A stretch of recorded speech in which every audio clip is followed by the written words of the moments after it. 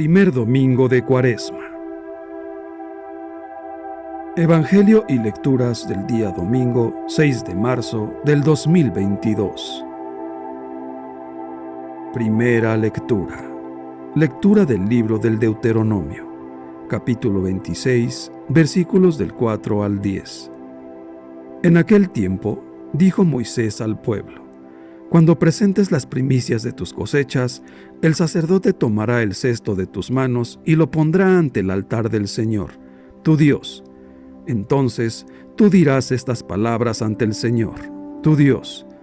Mi padre fue un arameo errante, que bajó a Egipto y se estableció allí con muy pocas personas, pero luego creció hasta convertirse en una gran nación, potente y numerosa. Los egipcios nos maltrataron, nos oprimieron y nos impusieron una dura esclavitud. Entonces clamamos al Señor, Dios de nuestros padres, y Él escuchó nuestra voz, miró nuestra humillación, nuestros trabajos y nuestra angustia. El Señor nos sacó de Egipto con mano poderosa y brazo protector, con un terror muy grande, entre señales y portentos. Nos trajo a este país y nos dio esta tierra, que mana leche y miel. Por eso ahora yo traigo aquí las primicias de la tierra que tú, Señor, me has dado. Una vez que hayas dejado tus primicias ante el Señor, te postrarás ante Él para adorarlo. Palabra de Dios. Te alabamos, Señor.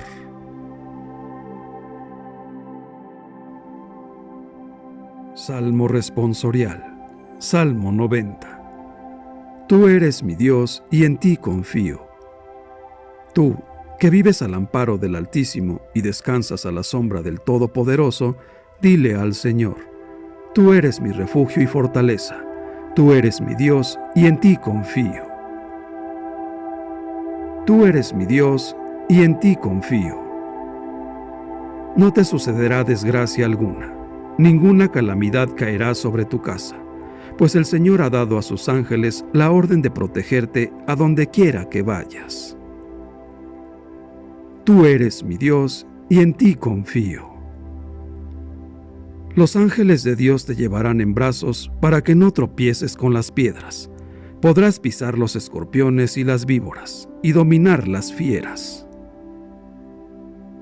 Tú eres mi Dios y en ti confío.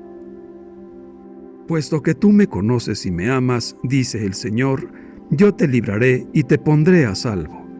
Cuando tú me invoques, yo te escucharé y en tus angustias estaré contigo. Te libraré de ellas y te colmaré de honores. Tú eres mi Dios y en ti confío.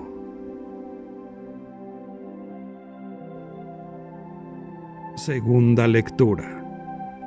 Lectura de la carta del apóstol San Pablo a los Romanos, capítulo 10, versículos del 8 al 13.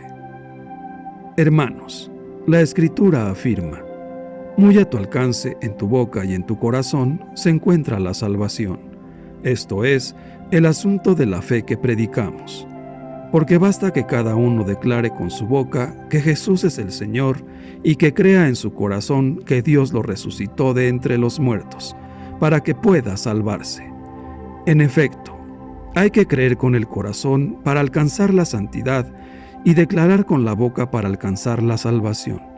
Por eso dice la Escritura: ninguno que crea en Él quedará defraudado, porque no existe diferencia entre judío y no judío, ya que uno mismo es el Señor de todos, espléndido con todos los que lo invocan, pues todo el que invoque al Señor como a su Dios será salvado por Él.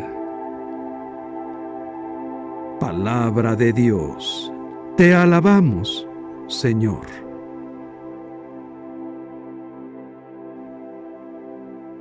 Evangelio. Lectura del Santo Evangelio según San Lucas, capítulo 4, versículos del 1 al 13.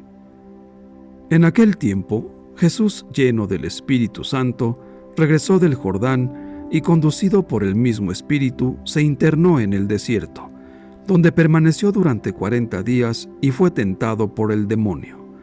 No comió nada en aquellos días, y cuando se completaron, sintió hambre. Entonces el diablo le dijo: «Si eres el Hijo de Dios, dile a esta piedra que se convierta en pan». Jesús le contestó: «Está escrito, no solo de pan vive el hombre».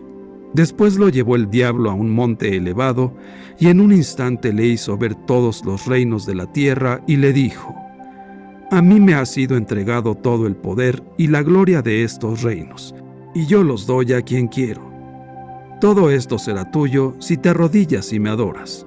Jesús le respondió: «Está escrito, adorarás al Señor tu Dios y a Él solo servirás». Entonces lo llevó a Jerusalén, lo puso en la parte más alta del templo y le dijo: «Si eres el Hijo de Dios, arrójate desde aquí, porque está escrito: los ángeles del Señor tienen órdenes de cuidarte y de sostenerte en sus manos, para que tus pies no tropiecen con las piedras». Pero Jesús le respondió: «También está escrito: no tentarás al Señor, tu Dios». Concluidas las tentaciones, el diablo se retiró de él hasta que llegara la hora. Palabra del Señor. Gloria a ti, Señor Jesús. Reflexión. El Evangelio de hoy nos menciona que Jesús volvió del Jordán y, conducido por el Espíritu al desierto, fue tentado por el demonio, Satanás. Estamos ante uno de los relatos más sobrecogedores y desconcertantes de la vida de Jesús, que debió plantear las siguientes interrogantes a sus primeros seguidores.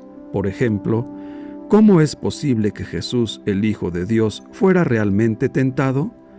¿Cómo es posible que el Señor, vencedor del pecado y de la muerte, permitiera el acercamiento a su persona por parte del tentador?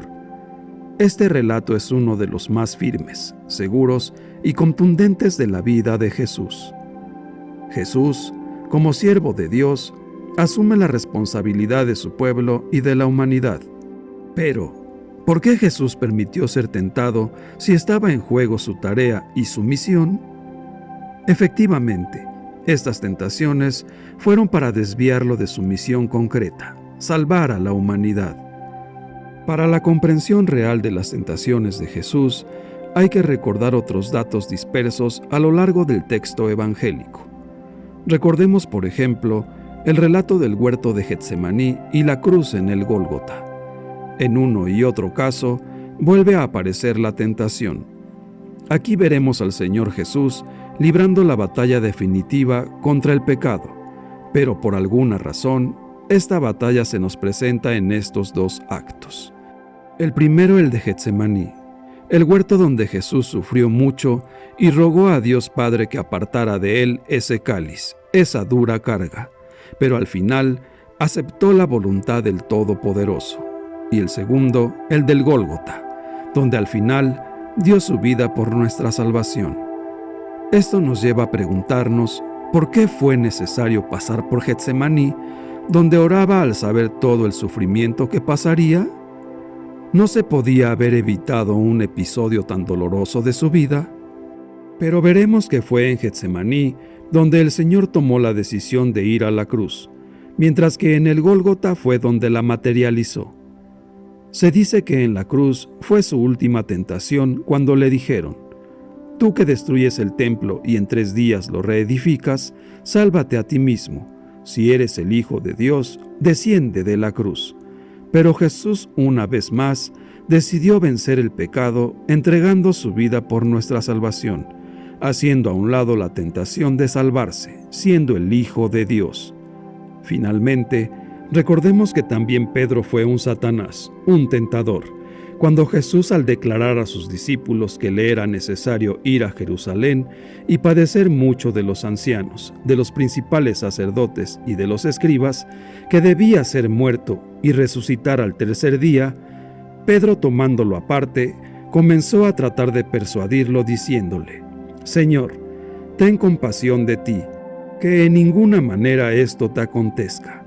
Y Jesús le dijo: «Aléjate de mí, Satanás. Quieres hacerme tropezar. No piensas en las cosas de Dios, sino en las de los hombres». En pocas palabras, Pedro estaba pensando puramente en el mundo físico y no en el mundo espiritual.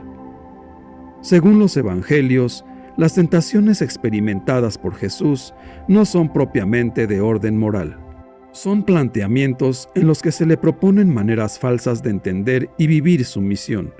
Por eso, su reacción nos sirve de modelo para nuestro comportamiento moral, pero, sobre todo, nos alerta para no desviarnos de la misión que Jesús ha confiado a sus seguidores. Antes que nada, sus tentaciones nos ayudan a identificar con más lucidez y responsabilidad las que puede experimentar hoy su iglesia y quienes la formamos. ¿Cómo seremos una iglesia fiel a Jesús si no somos conscientes de las tentaciones más peligrosas que nos pueden desviar hoy de su proyecto y estilo de vida? En la primera tentación, Jesús renuncia a utilizar a Dios para convertir las piedras en panes y saciar así su hambre. No seguirá ese camino. No vivirá buscando su propio interés. No utilizará al Padre de manera egoísta. Se alimentará de la palabra viva de Dios. Recordemos que solo multiplicará los panes para alimentar el hambre de la gente. Esta es probablemente la tentación más grave de los cristianos de los países ricos. Utilizar la religión para completar nuestro bienestar material, tranquilizar nuestras conciencias y vaciar nuestro cristianismo de compasión, viviendo sordos a la voz de Dios que nos sigue gritando. ¿Dónde están sus hermanos? ¿Qué están haciendo por los más necesitados? En la segunda tentación, Jesús renuncia a obtener poder y gloria, a condición de someterse como todos los poderosos a los abusos, mentiras e injusticias en que se apoya el poder inspirado por el demonio. El reino de Dios no se impone, se ofrece con amor. Solo adorará al Dios de los pobres, débiles e indefensos. En estos tiempos de pérdida de poder social, es tentador para la Iglesia tratar de recuperar el poder y la gloria de otros tiempos, pretendiendo incluso un poder absoluto sobre la sociedad. Estamos perdiendo una oportunidad histórica para entrar por un camino nuevo de servicio humilde y de acompañamiento fraterno al hombre y a la mujer de hoy, tan necesitados de amor y de esperanza. En la tercera tentación, Jesús renuncia a cumplir su misión recurriendo al éxito fácil y la ostentación. No será un Mesías triunfalista. Nunca pondrá a Dios al servicio de su vanagloria. Estará entre los suyos como el que sirve. Siempre será tentador para algunos utilizar el espacio religioso para buscar reputación, renombre y prestigio, buscando siempre llenarse de honores. Esto hace daño a la Iglesia y la vacían de la verdad.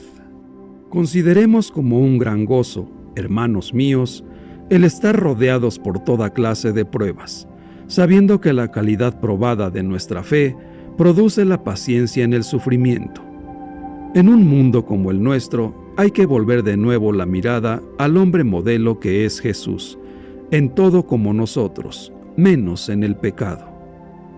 Escribía San Agustín: nuestra vida en medio de esta peregrinación no puede estar sin tentaciones, ya que nuestro progreso se realiza precisamente a través de la tentación, y nadie se conoce a sí mismo si no es tentado, ni puede ser coronado si no ha vencido, ni vencer si no ha combatido, ni combatir si carece de enemigo y de tentaciones. Hermanos, reconozcámonos tentados en Cristo, y reconozcámonos también vencedores en Él. Jesús podía haber evitado al demonio, pero, si no hubiese sido tentado, no nos habría aleccionado para la victoria cuando nosotros fuéramos tentados. Animados por la integridad y el valor de nuestro Señor Jesús ante las tentaciones, caminemos con certeza de que según su ejemplo, también nosotros podremos salir victoriosos ante la lucha con nuestras propias tentaciones. Que Dios nos bendiga a todos. Amén.